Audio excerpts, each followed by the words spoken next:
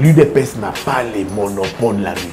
Est-ce qu'un type comme Steve Biko peut le suivre vraiment? Des personnes consciencieuses, l'élite congolaise. Et quand on a une personne comme Steve Biko, le peuple va s'identifier. Au fur et à mesure, ils vont combattre les marches Wana Lamuka. Au fur et à mesure, le peuple va comprendre c'est où est la vérité. L'UDPS a un mode de gestion. Donc, on marche pour soutenir les institutions. Quelles institutions pour soutenir? Ilou Kamba, Achaba Warrior. Donc, vous soutenez les 15 CAC. Et puis Mbosso, Joe Biden. Alors, puis parti depuis au tambour, Maman Joël. Non, il y a un parti, il y a Mbosso, il y a Pouanga, il y a suiviste. Ils n'ont plus rien à proposer. Donc, ceux qui l'ont marché, on va un peu tranquille. Ok, en politique, on ne court pas derrière les événements, les activités. Donc, moi, son code, il y a UDPS. Tout le monde va me la mouka.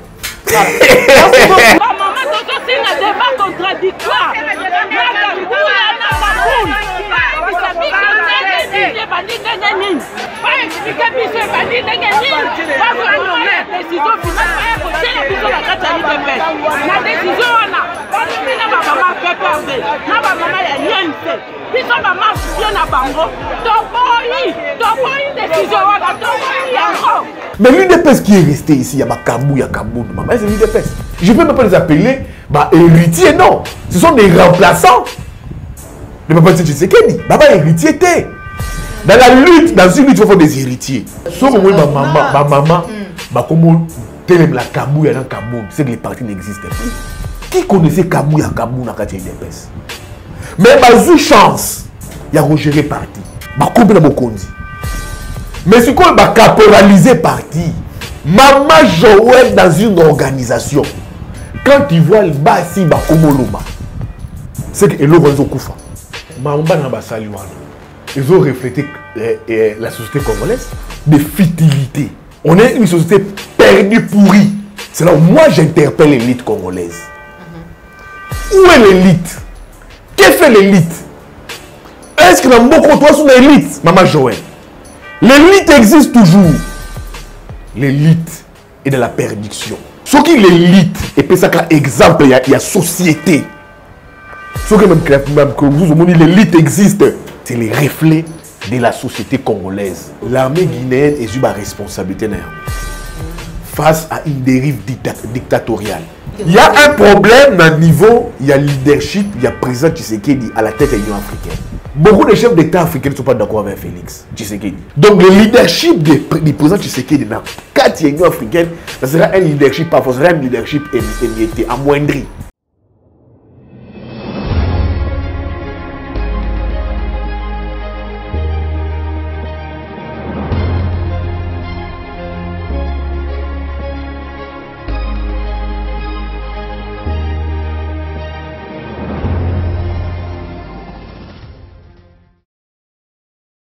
Bande ko balandi la chaîne de vérité, vous allez belé ba bozwi li ba ko ya ko tsebiso na banda ko na bino mukulu mwalilo na numéro ya sika on vraiment nazali na esengo ya ko yamba pona bino mwana mboka Yves Bouya azali mopanzi sango bosepela kana lolenge apesa ka makanisi na ye en rapport na mambi matali mboka na biso République démocratique du Congo et longo na ye nde vraiment to solo la actualité politique ya mboka topé ya libanda plus tardé na pesi matondo mingi na yo Joël Gona gauche chasseur d'image ozwa misima caméra matondo na ba union so ko tsebiso na banda ko na bino na pesa déjà invité dans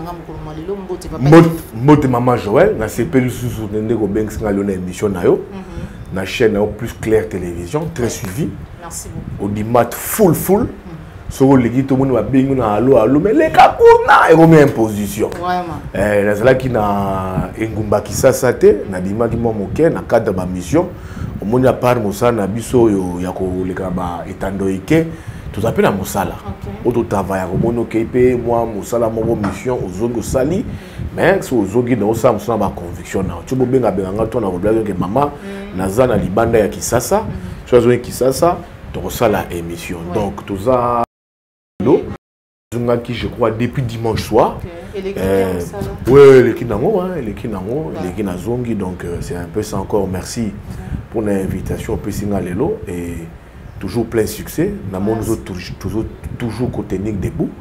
Na malgré comme la Kioa na o menace o bilinga o salaboy o tigla oui voilà bougeté tokolanda lokolo na bino bakulutu tozali toujours kosala mosala na biso tolobela mambi matali coup d'état na Guinée. Tes coups d'état na Guinée, l'armée guinéenne est eu ma responsabilité face à une dérive dictatoriale. Alpha Condé, soit vite maman Joël, Azalara Motoyo, amena lutte politique dans Mboka naïe. Lutte naïe, ils arrivent même lutte de Papa Tshisekedi. Papa Tshisekedi. Il a fait, je crois, 27 ans de lutte contre Sékou Touré, je crois. Sékou Touré, je pense. 27 ans, je crois, contre Sékou Touré. À côté en prison pendant 3 ans, bima. Mais bon, on dit. On s'est dit mandat mongo. On s'est dit des mandats. On vu la constitution, on brille le 3e mandat. Oh, mais Afrique comme une Afrique, non, maman Joël, il faut ça là. Que madame démocrate. Ah bon? Bah démocrate, parce qu'on a dangereux pour le dictateur. Talawad, dans Macky Sall. Un démocrate, hein, qui a mené une lutte. Mais comme on a conduit 3e mandat. Alpha Condé a mené une lutte mort le Papa Tshisekedi. Je ne le savais pas. C'était un modèle de démocratie. Alpha Condé. À quoi on a conduit, bah renversé. Oh, il veut se mettre au pouvoir 3e mandat. Les démocrates. Faisons attention aux démocrates. Ceux qui ont eu goût à pouvoir, les démocrates. Bah comme plus que dictateur. Mais est-ce que le lengue ya kozwa bokonzi wana ya koboto la bango to ya kobengana bango na lengue ya l'armée ils ont un service ils ont besoin de Congo tout le monde armée dans un service à individu. La police c'est un individu. Dans un pays organisé, l'armée c'est un service à individu. Dans un service à bazwara il y a peuple. Comme Monique, comme appelle le roi d'Égypte. Quand ça Monique entre les politiciens ne marche pas, l'armée prend ses responsabilités. Dans la cas Égypte. C'était comment en Égypte? Entre turbulence politique et en Égypte, c'était comment? L'armée a pris son pouvoir, a établi ordre. L'armée, c'est comme ça. Et Yango, militaire guinéen, a eu responsabilité dans Bango. Alpha Condé dans Libanda. Avec une baie noire, il y a des Français. Mais où ça peut toujours résister? Macron et moi, nous avons dit que le chef d'État est un dictateur. Et alors, il y a un pays qui est pays qui est un dictateur qui est un le vrai problème, c'est que les bateaux sont pour la démocratie. On lui a 2 mandats dans le moment Kendaka. Et comment ce gros luxe, tapis rouge, honneur, jet, colata bien, bilamba, luxueux. Beaucoup de choses sont quantité. Et il y a un sur place, on a dérive. Dérive au monde sur Boussaligno Soto. Au brimé la constitution Bokanayo. Au bomi peuple na oyo défendre hier. Au tina na balabala. Yo moyo bomi bango lisusu. Mais tu es quel exemple la démocratie? D'où au moni l'armée a pris ses responsabilités pour établir un nouvel ordre mondial, un nouvel ordre politique dans le niveau Guinée. N'a pas de Guinée, mais c'est un exemple pour l'Afrique. On comprend dans 2 cas déjà. Deux cas où les personnes qui sont battues pour la démocratie, mais combat aux affaires, brigade, réviser, pour rester au pouvoir. Je vais parler de Wad, Oyomoni Makissa la Bengana, je vais vous parler de Alpha Condé. Donc je dis, faisons attention aux démocrates. Voilà. Mais quand si Mama Pinga bazu bokondi ba ko ici constitution na gouvernement tout ba bongo mais quand si le lenge wana du coup président ya Union africaine Félix Antoine Tshisekedi alobi ete sengeli na bango ba libérer immédiatement même est-ce que ba yoka non mais il y a eu coup d'état au Mali non? Oui. Les présidents de l'Union africaine avaient condamné. Oui. Réaction sous Kawapi. Il y a eu coup d'état où la Guinée, il y a Moussa Faki présent comme Commission africaine, condamné. Les résultats, ils ont wapi. Parce que parce que reconnaître il y a un problème dans le niveau, il y a leadership, il y a président Tshisekedi à la tête de l'Union africaine. Beaucoup de chefs d'État africains ne sont pas d'accord avec Félix Tshisekedi. Premier fait dans le pays, les postes d'observateurs. Il y a Israël dans l'Union africaine. Et les émondes arabes mamé. Ah bon? Oui, ça divisé l'Union africaine. Sa position pro-Trump. il faut délocaliser capitale d'Israël. Et le mois Jérusalem, je vois que Tel Aviv, et le mois Tel Aviv et que Jérusalem. C'était une position à trop. Mais tu sais qu'il avait adopté ça. Et ça avait froissé le monde arabe. Parce que dans le monde arabe, la question israélo-palestinienne, c'est une question de vie ou de mort. Le monde arabe, c'est quoi? En Afrique, c'est l'Algérie, l'Égypte, tout le monde arabe au monde arabe. C'est sensible, la guerre palestino-israélienne, pour d'abord, c'est une question de vie ou de mort. Alors, président Tshisekedi d'ailleurs président de l'Union africaine, mandat Congo va PCI. Azoui a PCI Israël. Pendant tout le temps qu'on m'attaque Palestine, a PCI poste observateur. Le siège de l'Union africaine. Ça a encore lésé le monde arabe. Au-delà du monde arabe, en consultant, même, selon plusieurs sources diplomatiques, il n'a même pas consulté le chef d'État africain. Décision mais non, il faut une consultation préalable. L'Union africaine, c'est beaucoup de structures. Selon beaucoup de sources diplomatiques, il n'a pas consulté.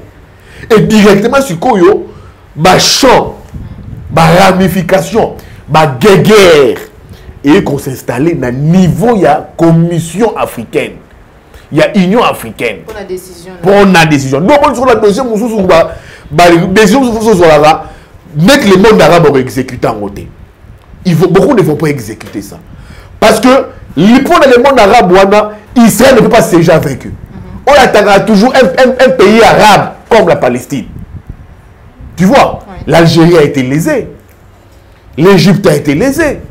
Le Maroc, lésé. Et tout va payer, ils ont été lésés. Mais est-ce que la magamunion se zo les gars? Directement, ça pose problème. Oui. Directement, ça pose problème. Donc, le leadership du président Tshisekedi dans 4 unions africaines, ça sera un leadership, pas forcément un leadership émietté, amoindri. Dans 2 fois la pression. De reconnaître que la position américaine, où il y a sous Trump, va délocaliser la capitale, il y a Israël. Et le roi Tel Aviv et Jérusalem, tu vois, et puis les portes à Israël, tu vois, et ça maintenant, ça va amoindrir, le roi Béli va se prendre en côté. D'où la décision, il y a l'Union africaine. Et puis pas de l'Union africaine. Mais il fallait suivre les présidents ici à l'Union africaine. L'ancien président Jean Ping, quand il y a la guerre qu'il y avait entre la Côte d'Ivoire, entre Nani Ouattara et Gbagbo. Quand Jean Ping a dit il fallait que l'Union africaine décide, plusieurs communications. On leur a dit votre histoire de l'Union africaine là, c'est un truc, c'est un chiffon qui est sur papier. Jean Ping l'a dit à plusieurs reprises.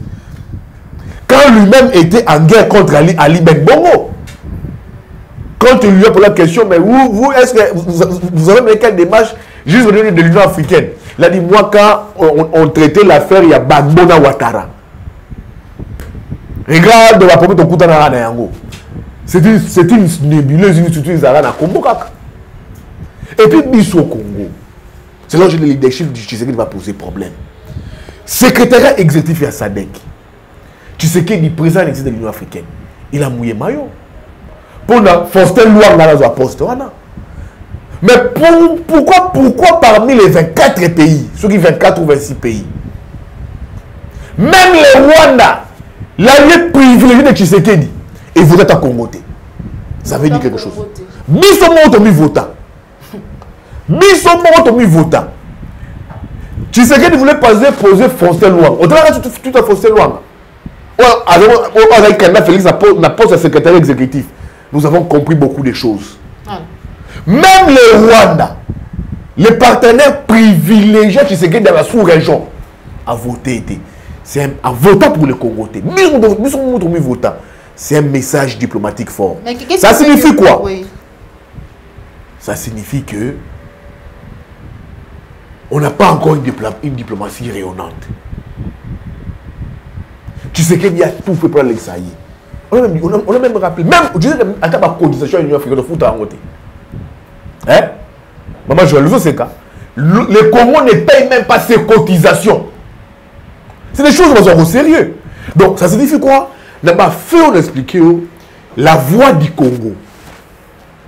Bien qu'on nous casse les oreilles ici, diplomatie rayonnante, n'est pas écoutée à l'extérieur. D'abord, surtout les faits les plus récents, il y a poste de secrétariat exécutif, il y a SADC, même les Rwandais, l'allié privilégié à Tshisekedi, dans la sous-région ils vont voter. Je pense que la loi du Congo ne porte pas encore dans le niveau de la sous-région, dans le niveau Afrique, voilà. Pas un niveau monde. Mais mon amboka Yves Bouya, maïnyo zali kolika to beti masolo ya Mali, tout le monde qui ango Guinée, babilo kwa boye ba coup d'état et tout et ko sala mana Afrique et belé. Mais ba président bazali nani. Jusque là, vous avez un mandat encore, bon deuxième mandat ça peut passer, vous avez renouvelable. Mais kasi écoutez ya bango to écoutez ya bango te nini ça la réalité il faut écouter à bango exact côté à bango je veux dire tout ça la deux démocrates c'est ceux qui n'ont pas comme la pouvoir comme pas dictateur nous devons craindre les démocrates la Tanguyo Watt au Sénégal contre Macky Sall qui était président de l'Assemblée nationale naïe Kabila zaki visionnaire Kabila zaki visionnaire Kabila ba chaque pression diplomatique qui devait laisser les pouvoirs. S'il ne le faisait pas, il n'allait pas gérer la suite. Il y a un tiki. Un autre cas démocrate, pendant le 27 de lutte, Alpha Condé. Alors, je ne violerai jamais la Constitution. Mais t'as la soukazouki. Je vous ai dit, maman, faites attention aux démocrates. Les opposants. Les opposants démocrates, faites très attention à Bango. Donc, le syndrome de c'est quand on rechigne le peuple, quand on refoule le peuple, quand on n'est plus en harmonie avec le peuple, quand l'élément fédérateur entre les dirigeants du peuple, kati yango. C'est quoi l'élément fédérateur? Les bonnes élections. Les élections. Surtout les bonnes. Les bonnes élections. Voilà. Les élections. C'est l'élément fédérateur entre le peuple et les dirigeants. Voilà. Parce que le peuple se reconnaît dans le moto à Pessibokon. C'est comme Napoto. Quand les Européens ont Tongo, attendent les programmes socialistes, attendent les programmes de la gauche, de la droite, attendent les programmes que non, moi je n'ai pas voté par exemple Mélenchon. Attendent les programmes à Mélenchon. C'est le peuple. L'élément fédérateur sont 4 yango kaka. C'est comme Alpha Condé. À 4 il y a un peuple par des élections. Il s'est offert un mandat illégal, un 3e mandat. Amitié barrière d'un peuple. Et quand tu coupes cet élément fédérateur-là, élection, on met directement en déphasage avec le peuple. On tient une constitution enveilleuse. On tient moins l'écart. Parce que la constitution est beaucoup de peuple adopta. Pas loi référendaire. Yo sur l'élément fédérateur et aux sanctions entre yo dirigeants dans le peuple, on appelle sur mandat, yo kati yango, ça conduit à la perdition. Voilà. Ça conduit à la chute. Voilà. Ça conduit au départ. Voilà. Le départ c'est quoi? On remonte à la simabo, na ba chemise, ba chemise mo ba bazin mo. Quelle la chemise à bazin? Quelle la chemise à bazin? Papa, il ma chemise à bazin ou la malédiction? Ah. On dirait que bon, Martin Fayulu, le président Martin Fayulu, on dit na ba mingi na ba marche là ta kango te marche les 15 hein. Te Fayulu à la ta ba chemise à bazin te. OK, marche. Fayulu à la ta ba chemise à pembe. Oh, il faut falloir que banango surtout que marche déjà. Ba lobi que ba chemise à bazin. Voilà, marche les 15 pour na koloba non glissement, pour na exiger dépolitisation et CENI pour na kosenga maïnyon soana oyo mwana mboka Martin Fayulu tout pe procédure madame Kelobi ce que salami les 15 ba kokutana pe na bandeko mususu ya ngambo mususu ya majorité pour bango pe ba kobima na balabala surtout pour na soutenir régime maman soutien maman Joël yo omoni ya le rabino IDPS et Bouna je prends ma valeur bino IDPS ça bisa ba kabili c'est ba salarati ils ont copié quoi la kabiliste est-ce que pekisi bango soki quoi la démocratie ezali ya moi mon IDPS se copiera toujours ba mauvaise jurisprudence politique à Kabila. On a vécu ça sous Kabila Les forces à changement, bazobunda. Comment on peut PRDP marche à soutien. On soutient les institutions. Nous soutenons les institutions en place. Et c'est ce que l'UDPS veut nous ramener ici. L'opposition à force à changement basé dans un meeting, dans train triomphal là.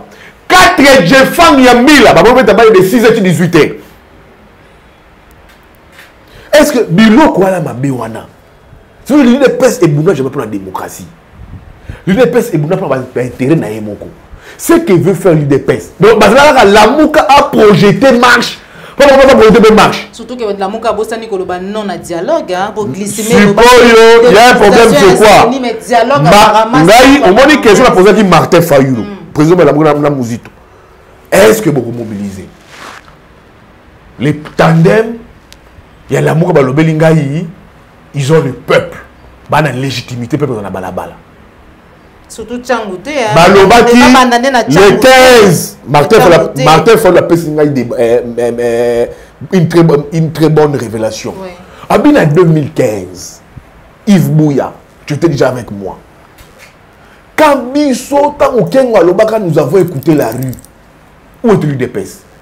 L'UDPS a fait une négociation dans Kabila, Venise, Ibiza, bon bien moi. La discussion dans Kabila. Mais là, quand la rue combat, il y a dynamique de l'opposition et le mot parlement. Et il y a balabala, nous avons écouté la rue. Ça signifie quoi? L'UDPS n'a pas les monopoles de la rue. Il y a un monopole de la balabala. Mais comme ça, l'amour qui est heureuse, le peuple va s'identifier les 15. Est-ce qu'on a déjà fait loup? Est-ce qu'un type comme Steve Mbika peut le suivre vraiment? Des personnes consensueuses, l'élite congolaise, et qu'on a une personne comme Steve Mbika, on vient pour surtout amener à Mokaka na situation, on va la poto des profitos situationnistes. Donc bateau est dans la situation. Toute la vie de Steve Mbika c'était comment? Ils ont des occasions. Tu au moins encore à Moutou. Est-ce que l'élite congolaise peut avoir comme les Steve Mbika? Le peuple, ce n'est pas un débat pour moi. Le peuple va s'identifier. Les 15. Au fur et à mesure, ils vont combattre les marches Wana Lamouka. Au fur et à mesure, le peuple va comprendre où est la vérité. Où est la lumière. Lamouka, c'est la lumière. Bambouma, la lumière. Alors, les mêmes méthodes d'hier, décriées, dénoncées, même par l'UDPS. L'UDPS a un monde de gestion. Donc, on marche pour soutenir les institutions. Quelles institutions pour soutenir? De tous ces temps-là, vous considérez que vous ne soutiendrez jamais. Donc, marche, il y a pouvoir. Il y a l'UDPS. Donc, tous ces temps, Félix Sacha, Ilou Kamba, Achaba Wariol. Donc, vous soutenez les 15 caca. Et puis, tout le monde, c'est qui Singaï? Pepe Mbosso, Joe Biden. Oh, de comment c'est? Oh, mais là, c'est un peu Joe Biden. Ah, ok. Mais depuis, on va Joe Biden. Alors, puis, parti depuis au temple, maman Joël. Non, il y a parti, il y a Mbosso, il y a Pouanga. Non, il y a parti, donc, comme le président de l'Assemblée nationale, comme le parti politique, il faut y aller, est-ce que marche, il y a Mbosso, attends, la FCC, parti, attends, la FCC, Mbosso, marche, à moi, je suis président de l'Assemblée nationale. Il a maintenant les moyens pour la marcher. Car la marche, la marche. Car Mbosso, tant que député, tant que vice-ministre, parti pour la marche. Qui connaît son parti? Je pense que c'est les seuls élus de son parti. Alors la marche. On veut que la mouque est fort. En politique, on ne court pas derrière les activités. En politique, on anticipe les activités. Tous ces partis politiques, on va suivre beaucoup de politique, même il y a une épaisse, même il y a Mbosso Kodia, même les gens qui vont militer pour s'opposer à la marche de la Mouka, comme suivistes, ils n'ont plus rien à proposer. Donc, ceux qui la Mouka a marché, on va un peu tranquille. Ok, en politique, on ne court pas derrière les événements, les activités. En politique, on crée l'actualité. on crée les événements. En politique, on anticipe. Donc, moi, son code, il y a UDPS. Tout le monde va me la mouka. Merci beaucoup. Ce qui fait Mouzito, le baraté qui marche là, ça le côté. Mais quand Mouzito, Fayoulou marche les 15, moi son code, Joe Biden, 79 ans, marche. UDPS marche. Kuna marche. Bombe politique. Ça veut dire que le pouvoir et les partis politiques n'ont plus rien à présenter, n'ont plus de recettes. Bah comme bah malandangulu. Et ça en politique, et comme mabé ya mabé. Merci beaucoup, mon nom est Yves Bouya. Tout le monde sexuel, il y a des élèves, il y a un collège Georges, je connais Kitambo. Ministre et enseignement, tout le monde a haussé les temps. Il y a des sanctions liées. Bana wana va sanctionner bango ba koki susu kokende na bitelo susu te ba koyibe kotanga susu te vi na bango et silika bongo parce que ba sala ki obition c'est vrai que nous tous allons ko féliciter pe ko encourager yango te mais quand bazali bana ba lobi sanction wana inquiéter pe ba bote belé yo attend que parents pour bana déjà ba ko ya to ebito jeune ni mais mamba na ba sali wana ils ont reflété la société congolaise. C'est la société congolaise. La société congolaise, c'est ça. Même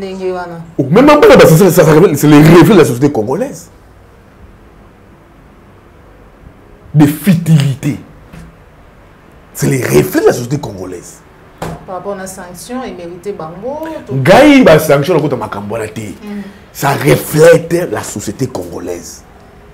Tala, Naba Kongoruna, gouverneur Aïe, un acteur pornographique. Bah comme c'est gouverneur, hein? Nous disons maman Mimi wana. Tala ministre moi voilà dans bureau naé. Sous Kabila. Alors on s'est filmé et moko. T'as des choses autour de nos autorités. T'as des choses pornographiques. Bah et bah sexuel. Autorité c'est quand même faisable. Je t'ai dit. Moi je t'ai dit c'est les reflets de la société congolaise. On est une société perdue, pourrie. Balbarani. Banga batala kati. Makamba mikulu basala ga diboso ba kopia kati. Ouais. Bana batalaka. Bana batalaka. Ah. Ceux qui ont sont gouvernement acteurs à pornographie dans le Congo central. Bana mamoni, babioki. Au moins, il y a un bureau naïe, il y a un bureau naïe. Alors, ça va être sexuel. Une autorité. Il y a plusieurs exemples comme ça. Ah. De nos autorités, ça s'affiche par des ébats sexuels. C'est les reflets de la société congolaise. C'est là où moi j'interpelle l'élite congolaise. Où est l'élite? Que fait l'élite? Est-ce que dans beaucoup de sont l'élite, Maman Joël? L'élite existe toujours. L'élite est de la perdition. Je me dis élite avant de dire il est élite. Mais ceux qui ont eu pouvoir, à comme on raison, on va libata. Le roi a libata. Mais Mouto Zamayele. Regarde Balto à soutenir Kabila. Des professeurs d'université. Mais pour protéger le pouvoir de Kabila, Babima Maman Bata. Tala Balto va soutenir le pouvoir à Félix. Des professeurs. Mais pour protéger le pouvoir de Félix, tout est permis. Même dans l'imbécilité. Tout est permis. Où est l'élite? L'élite est où? Les grands noms vont citer la Bissou à Mamazabi. Ils sont l'élite. Si l'élite n'a, au moins l'élite était forte. L'élite a dit Makassi. Ma vidéo on a banana. Et puis la troisième des humanités. Troisième, troisième cadre des humanités. Ce qui l'élite et puis ça exemple il y a société. Ce qui même que vous avez l'élite existe. Banawana, donc ça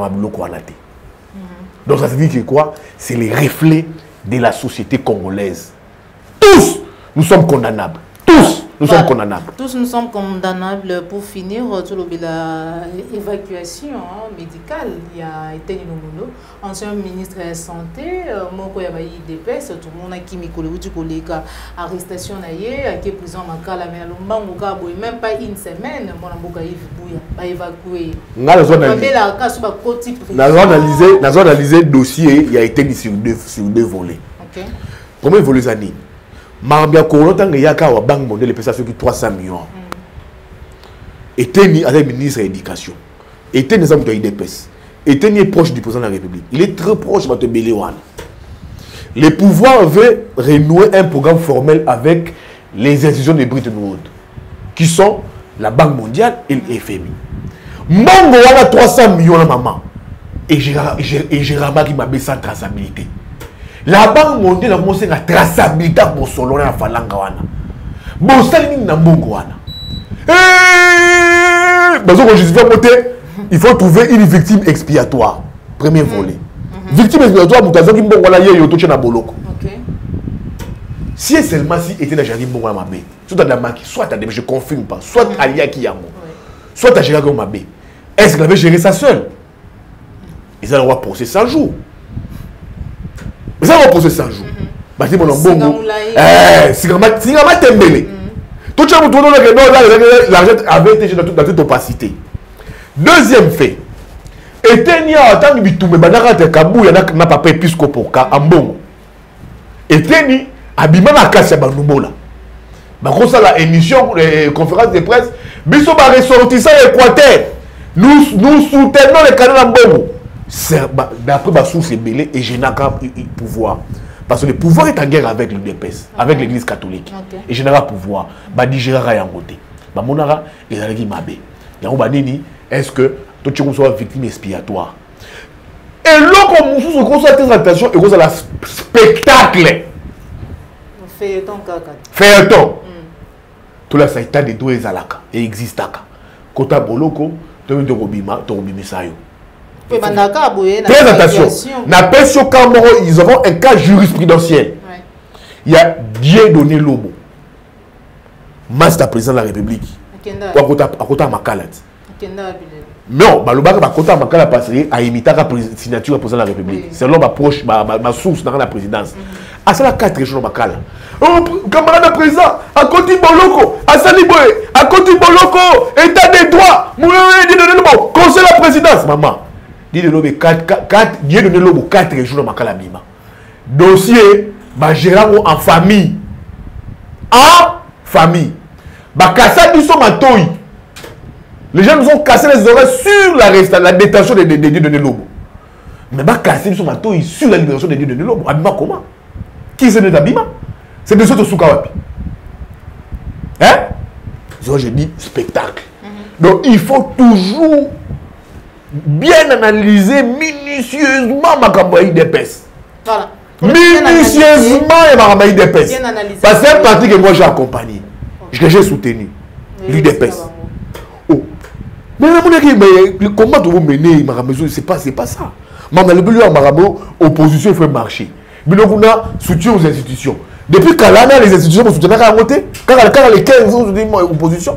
Il faut minutieusement analyser ma campagne UDPS. Voilà. Moi, je Yves Bouya, ou bien tu analyser vraiment ma campagne na IDPS. Bon, surtout pour on ne sait pas qu'est-ce qui se passe au juste dans IDPS. Chaque jour, quand on a IDPS alors que vous allez au pouvoir, apparemment, vous se retrouver. Les autres, maman, pour la puta. Maman journaliste, puis ça doit faire un débat contradictoire na Kabouya, na Kaboum. Maman doit faire un débat contradictoire na Kabouya, na Kaboum. Ça biso nene bandi nene. Baya, babengi ça biso na bosolo na politique na tokomi wa total débat contradictoire. Comme ça, pas expliquer biso bandi nene. Pas vraiment décision finale pas côté la biso la kata na décision wana balobi na bamama PPRD na bamama ya niente biso bamarche bien na bango toboyi décision wana toboyi yango batu bakokufa watolibi yango te. C'est la présidente de frère. Donc c'est prendre la charge. Donc yango. Kabuya azimi sala zopesa bato église na bango. Tozana ba épreuve. Azimi sala zopesa bato église ba ligue de femme zopesa bango te. Bato bata ba poste ba pesa ba makangu na bango. Ligue de femme ekomi ba makangu na bango. Eza ba makangu na bango.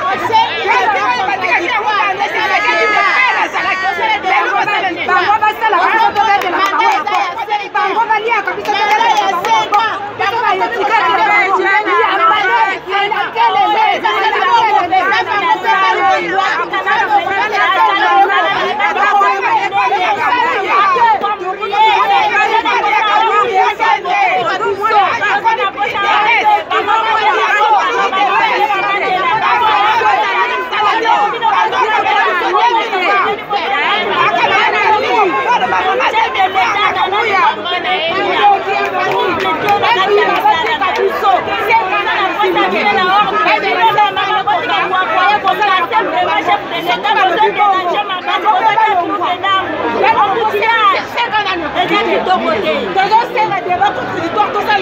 Mais maman, moi j'ai toujours dit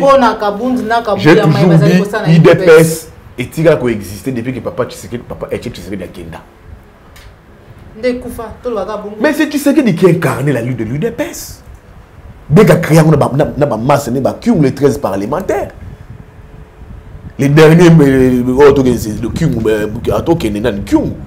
dès qu'il a incarné ses combats, je respecte son combat. Quand papa Tshisekedi a Koufa, j'apprends de mes sources que Bachara drapeau de l'UDPS c'est cercueil. Moi je respecte son combat. À quelle année l'UDPS? Mais l'UDPS qui est resté ici, il y a Kabou, il y a Kabou, c'est l'UDPS. Je ne peux même pas les appeler héritiers, non. Ce sont des remplaçants. Le papa Tshisekedi, papa héritier. Dans la lutte, dans une lutte, il faut faire des héritiers. Tout le monde a un héritage, un combat, papa Tshisekedi, tout est important dans l'IDPS. Parce que les combattants, les autres, ils crier, ils maman, qui porte encore, écoute d'abord, dans l'UDPS, qui porte encore le combat de l'UDPS? Qui?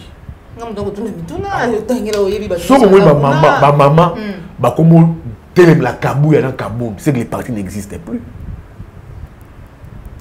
Kabou, pour maman, dans la IDPS, pour nos espaces, il faut la assujettir.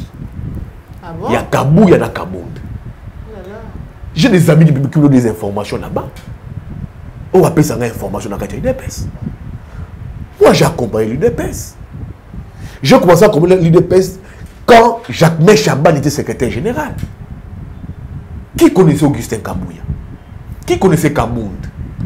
Moi, j'ai vu Kabound ici, tant que ma papa Tshisekedi, Albert Molé, comme ça, je suis mon Kebaï, je suis bon Izuma. Alors, je suis Kaminaye. Qui connaissait Kabouya Kabound dans la IDPS? Mais j'ai eu chance. Il y a Roger parti. Mais ils ont eu chance. Ils ont eu la chance de gérer les partis. Ils ont eu la chance. Mais c'est quoi caporaliser parti?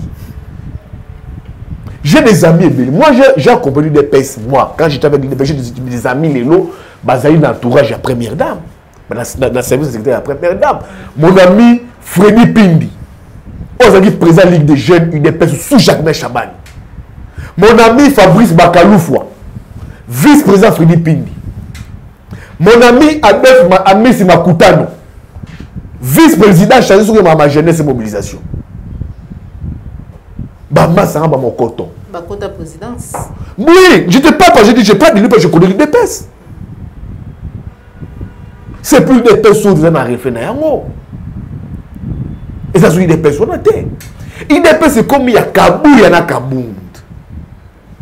Mes amis qui sont là-bas, ça a des informations. Pour Onana, il faut là, Nakabou, il y en a Kabound. Est-ce que c'est partout dans Yébaka que combattant à quoi il y a Nakwa, papa Tshisekedi. Bazo, papa Tshisekedi, des choses en face comme ça. Présent là-bas, moi j'ai vécu ça. Continue à raison, papa Vandi Boye, dans radio Mouké, dans RFI. Balobeni papa. Non, Papa Yoki. Mais quand à l'UDPS, tu vas dire ça à Kabou et à Kabound. Ça pose problème. Parce que là, on est comme si bango bongo puissance. Je te dis, les deux quatre. Kabouya, Kabound. Ils attendent à bango. Ils ont chance à bango. Mais qu'est-ce qu'ils font du parti? Ce que vous maman Batelemi, maman Pouta. C'est que les partis ne marchent pas. Maman Joël dans une organisation. Quand tu vois le Bassi Bakomoloba, c'est que l'eau va Koufa. Et là, Bolingo. Ce qui moi, c'est comme Yimaïna, Bolingo est la sous-souté. Parce que moi, c'est Mutaboyaka, na Bolingo. Parce que moi, c'est Mutaboyaka, c'est Mutaboyaka. Ce que moi, déjà dans l'organisation, Bassi Bakomiko Yimaïma. Maman Bakomiko Yimaïma. C'est que l'organisation est Koufa. Ils ont Koufa. Dans l'organisation, Mibali Bakoloba. Ah, toi, on a maman. Maman, comment appui. Mais ce qu'on dit, maman, bakomi ko yiba na kati organisation. Prête à qu'on le voit là, ma puta. Balaka Kabouya na Kabound. C'est que parti est commis na Koufa. Yora maman. Biso. Parti combien Kabouya na Kabound. Je le dis, Augustin Kabou et Nakaboun va caporaliser une épaisse. Et ça, ce n'est pas bien. Ça, ce n'est pas bien. C'est un parti qui va te béler Babounda. Bato va se retrouver dans la lutte, il y a une épaisse, je l'ai dit. S'il faut pas se retrouver, il va se retrouver. Voilà. Il y a des gens qui sont morts pour une épaisse. Ma carrière dans une épaisse. Ma perdre ma famille pour une épaisse. Ma kena exil pour une épaisse. Babateka ba papa pour la combat UDPS. Batu bakweya pour la combat UDPS. Mais comment bino boyaka lelo na Kabouya, na Kabound. Toute cette lutte là, vous en faites quoi? Toutes ces personnes, vous en faites quoi d'eux? Bombé le maman Joël dans une organisation. Et on va t'aliba à la paix. Ce qui moi si a comme go yima. Hein? Là liba là. Hey, la vente là pour la vente là. La vente là pour la vente là. Il va que Liban les a sous-souté. Liban les a sous-souté. Sur la Liban là, la vente là pour la bande. Liban les a sous-souté. Alors moi si mon bal là na salon, moi ça tient dans la chambre. Moi ça là na bas la chambre. Liban les a sous-souté. Ce qu'on va mettre dans cette entreprise, basi ba comme téléma. Mon conseil entreprise en longue. Et c'est le cas de l'UDPS. Ce qu'on dit, maman va bota biso. C'est seulement le président Félix Akoyo. Maman oyoyo, maman Martazanat. Maman va comme loba. C'est que parti est couffé pour la Kabou et la Kabound. Ça c'est grave et dangereux. Voilà. Pour finir, Ramon Mboka Yves Bouya, il y a un dépassement budgétaire. Et ça la manque. Presque. Bongo na présidence de la République démocratique du Congo, mais quasi IGF a compromettre biso déjà, ça dit quoi annoncer publication, il y a audit na la présidence. Toi tu vois Lingeti vraiment qu'on combattre la présidence qu'on a. Annoncer. Maman, Lingeti, à ça la populisme. Lingeti dépend de la présidence. Tu le vois enquêter là-bas. Toi tu vois Lingeti enquêter là-bas. Oh maman, tu vois Lingeti enquêter là-bas. Tu vois Lingeti te dire que non, Félix Tshisekedi déjà fait des dépassements budgétaires comme ça, il faut pas auditer au boy. Tu vois Lingeti te le dire.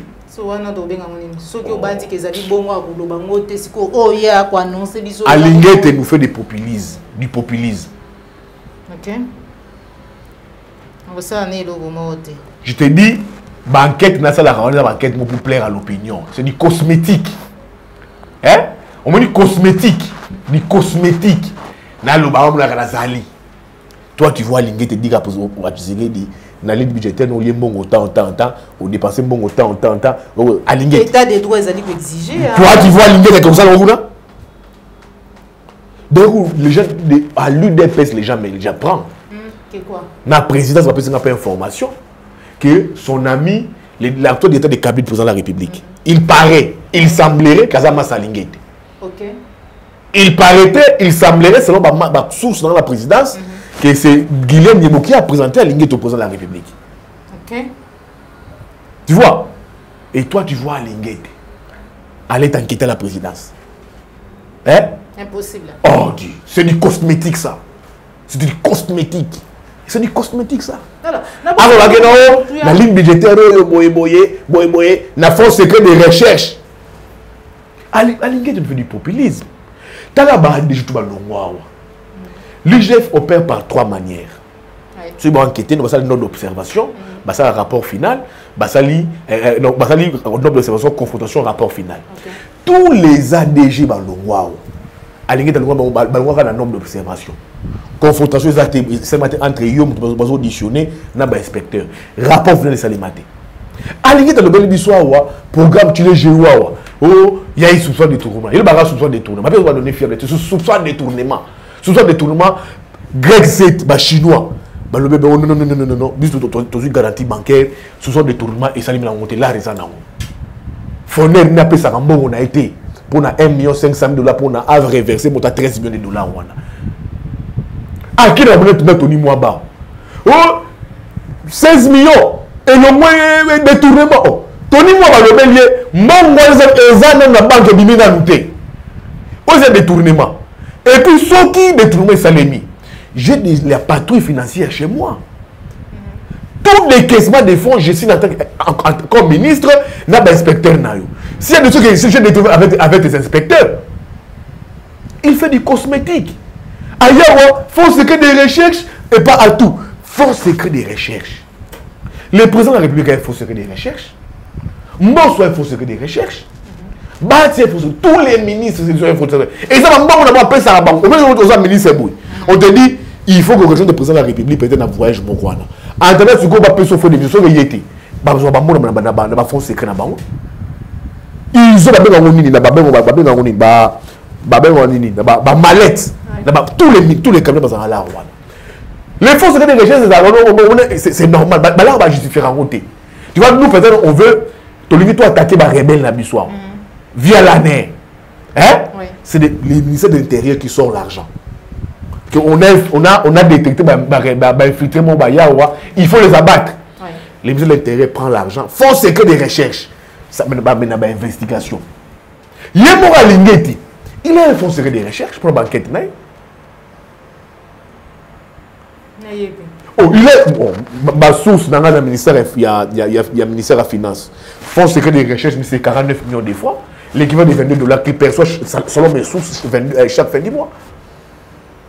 Un gouverneur, il peut avoir un conflit entre 2 chefs coutumiers. Ce qui a au cause d'un bon dans la ligne budgétaire, tu peux prendre ça? Tu peux pas. Donc, si à Lingate, il y aurait un moment, alors contrôler va couper Nabiso. Hein? Elle va couper, ils contrôler. Ah, Yves Bouya, il y a madame Mbonga Wenzete. Mais non.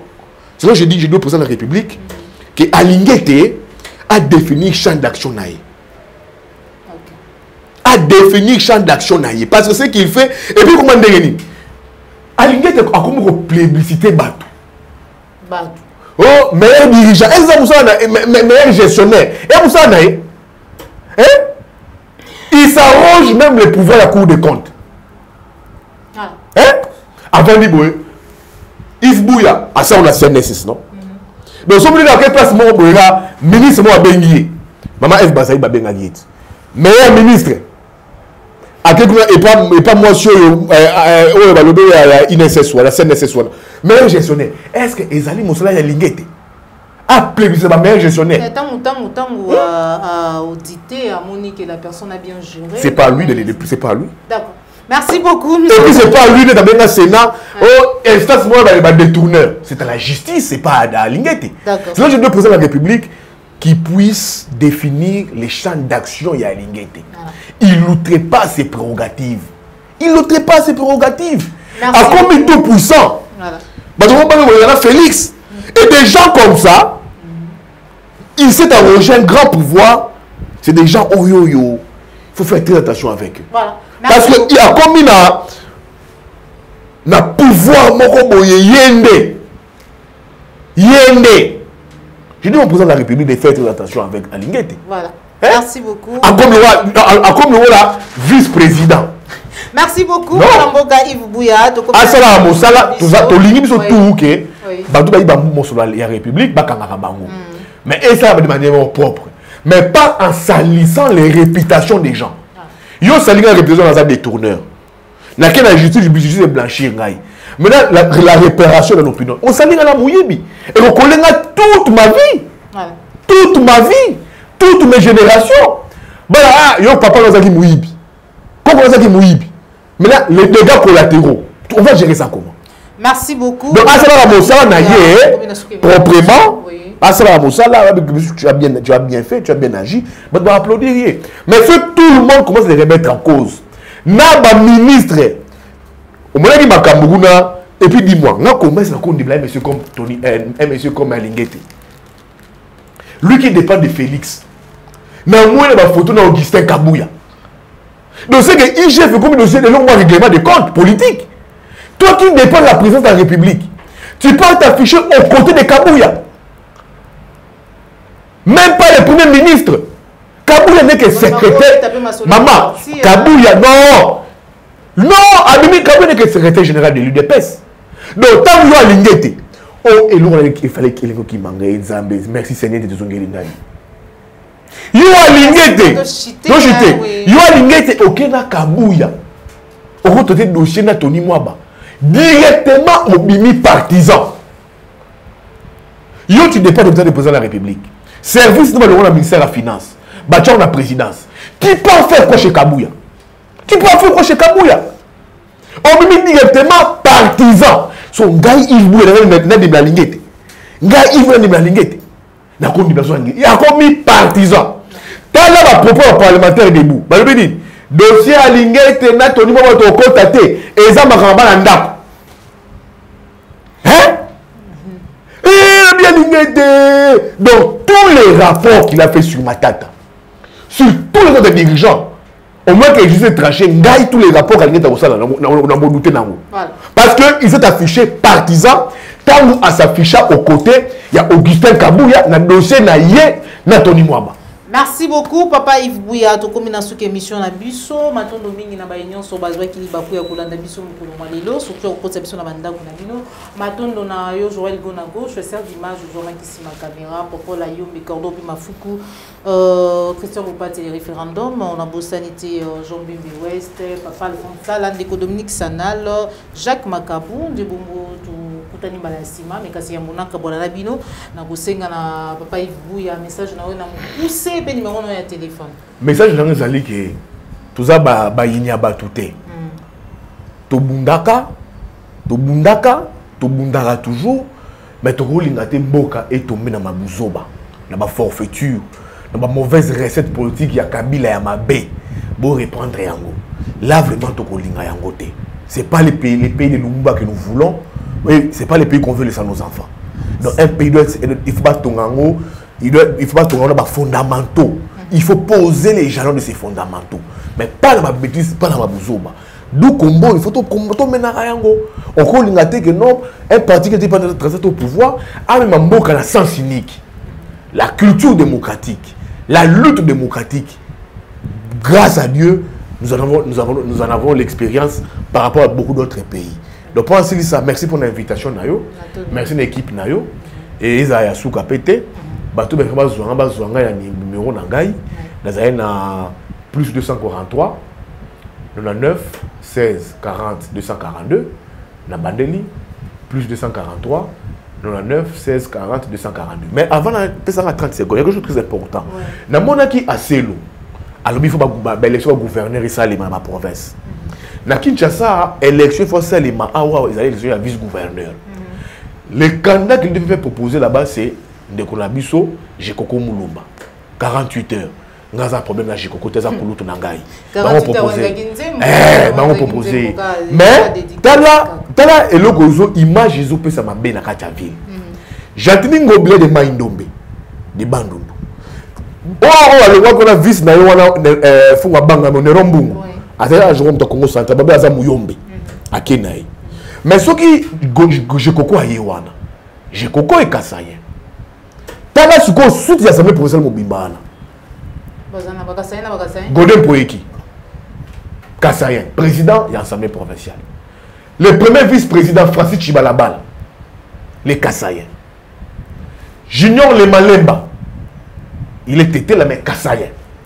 Rapporteur adjoint. Madame Soki Moutinga. À ceux qui épousent la cour Modeste Moutinga, ministre des Affaires sociales. Kassayen. Mais c'est quelle image pour on peut dans la ville? La géopolitique, tu es pas mon sous-souté. Tu as réparti le gouvernement, on tenait compte de la géopolitique, non? Tu sais que le président de la République est Kassayen. Amici Premier ministre est Katangé. Amici président de l'Assemblée nationale, Mbosso Kodia, Pepe Mbosso Kodia, Joe Biden, 79 ans. Amici Moutou, il y a Ouest, Bandundu. Azu Sénat, à Pessiango na Est, na Bahati. Mais c'est la géopolitique. Respecter la géopolitique, équilibre, c'est ça l'équilibre. Vous fédérez toutes les forces, toutes les langues, toutes les tribus. Mais c'est quelle image de l'Europe dans la ville à Kinshasa? Nous sommes à Kinois. Maïndombe. Zéro, pas à Kinois, mais ils ont très bien chuté. J'attends une mobile Maïndombe. Dans la limite, peut-être adjoint à Yé, il faudra où tu as peut-être Est. Tu vois? Peut-être l'Est. Bataille peut-être bataille kuna bataille ba député moi est tout le monde bataille candidat moi est kuna ba tché kuna la carte une peste par contre muta est par exemple bazu muta est ba tché sur pour la composition et assemblée provinciale éthique à la Bongo mais au gouverneur Maïndombe Bandundu l'ouest au sur nani vice naye Kasai. Si je coco télé parce que quand même c'est je coco. T'as suite il y a assemblée provinciale Nyon Soana. C'est quelle image on donne à la ville? C'est quelle image? Pour Nanga Yves Bouya, va respecter géopolitique. Va voir quelqu'un de l'Est. Hein? Bah tu es comme vice-gouverneur. Parce que déjà l'Assemblée nationale, ça pose déjà problème. Ça pose problème. C'est vraiment sur le niveau de la maman. Matondo mingi na yo, papa Yves Bouya, matondo na papa Laurent Bo, Kango et toute la famille. Na bozanité Laurent Lorenzo, félicitations pour tes émissions. De Tokutani Bongo Malassi, Masoniko la télévision, sur ces blagues d'émission. Likez, on peut partager sur les animaux à la sur la biso, pour vous s'abonner à la chaîne de vérité. www.pliclair télévision. Au revoir.